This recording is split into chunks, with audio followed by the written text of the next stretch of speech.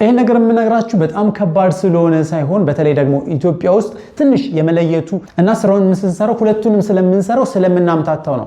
ሴልስ እና ማርኬቲንግ ምንድነው ሐሳቡ? ይኸውላችሁ ማርኬቲንግ ማለት ሰዎችን በር ድረስ ማምጣት ነው። ስለዚህ በር ድረስ እንዲመጡ የምናደርጋቸው የሴልስ ቴክኒኮችን ተጠቅመን አይደለም ነው። ማርኬቲንግ አቴንሽን መፍጠር ነው፣ ግራፕ ማድረግ ነው። በራችን ድረስ ወይም ደግሞ ስልክ እንዲደውሉ ብቻና ብቻ ነው የምንፈልገው፣ በር ድረስ ማምጣት።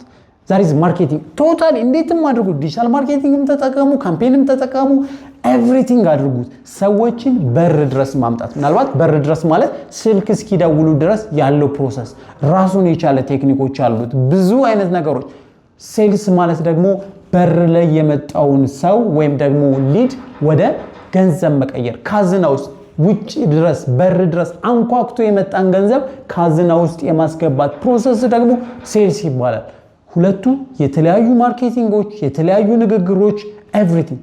ዛሬ ሰው በጣም ያሳስበኝ አንዳንድ ጊዜ የሴልስ ቴክኒኮችን ማርኬቲንግ ላይ ሲጠቀሙ ያለው ማርኬቲንግ ላይ የተጠቀሙት ነገር አቴንሽን መፍጠሩ ይሄ ማጫወቻውን ብቻ ደግሞ ቤት የመጣውን ሴልስ ስትጠቀመው ደግሞ ብዙ ነገሮች ፌል ያደርጋሉ። ቤት ከመጣ በቀደም ሴልስ ፕሮሰስ ነው የሚጀምረው። የሴልስ ፕሮሰስ ትልቁ ዓላማው ወደ ገንዘብ መቀየር ነው። የማርኬቲንግ ትልቁ ዓላማው ደግሞ ወደ በር ማምጣት ነው።